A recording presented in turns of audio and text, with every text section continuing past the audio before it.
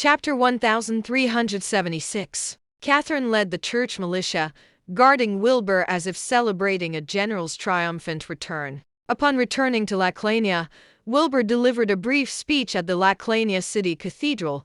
After that, he returned to Baines with Cameron and others. Under Darwin's command, Laclania began constructing numerous large and small cathedrals, with people enthusiastically joining the Church of the Fire Dragon Lord. When Wilbur returned to the Baines Cathedral, it was already the morning of the second day. In the meeting room, he met with Carl and others. After narrating the details, everyone, aside from admiring him, found themselves at a loss for words. "Everyone, I believe the likelihood of conflicts with the Holy Illuminati in the coming period is minimal.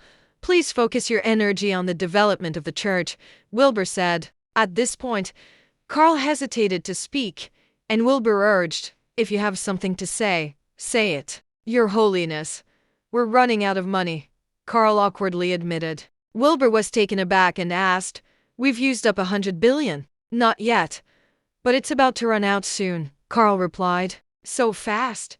It was such a massive sum. Wilbur struggled to accept it. After all, it was 100 billion. Carl sighed and explained, "Our development is too rapid. Constructing churches, aiding the financially troubled believers, and the salaries of various personnel all involve substantial expenses. Although we receive some support from local governments and donations from affluent believers, it's still a drop in the bucket." Wilbur leaned back in his chair, looking somewhat gloomy. He did not have much money himself. Could it be that he had to use Cape's funds? "Your Excellency, should we slow down the pace of development appropriately? At this rate, no one can sustain it," Carl suggested. Wilbur waved his hand decisively, stating, "No, maintain vigorous development. I'll find a solution to the financial issue." Carl could only nod helplessly. The meeting ended, and Wilbur returned to his room. He sat on the sofa, gazing out the window with an overwhelming headache.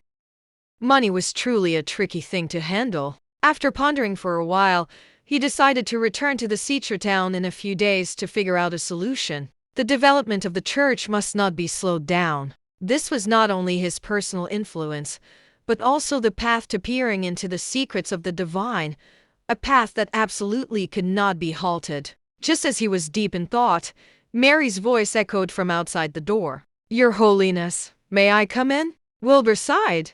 "Come in." Mary approached with a fruit tray, placing it on the table in front of Wilbur. Today, Mary wore a beige low-cut tight top paired with a black pencil skirt and a pair of sapphire high heels. As she bent over to set down the fruit tray, a pair of peaks almost burst out, nearly hitting Wilbur's face. The short skirt almost revealed her underwear. Wilbur coughed and shifted his body. Mary sat down beside Wilbur, placing both hands on his thighs, pinching him and saying, "Your Holiness, you must be tired.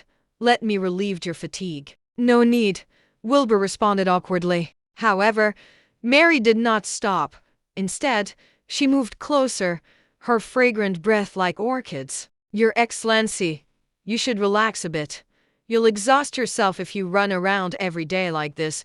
Everyone in the church will worry about you." Wilbur, for a moment, could not adapt to this kind of conversation, his face expressing considerable awkwardness. Mary lightly bit her lip, her delicate hands wandering over Wilbur's body, gradually pressing against him. She was fragrant and soft, and Wilbur's heart began to burn. "Your Excellency, feeling comfortable?" Mary knelt in front of Wilbur, her hands sliding down his neck, starting to massage his back, her prominent bosom directly against Wilbur's face. Wilbur's breathing gradually became heavy. "Your Holiness, what is this thing below? It's pressing against me," Mary suddenly exclaimed.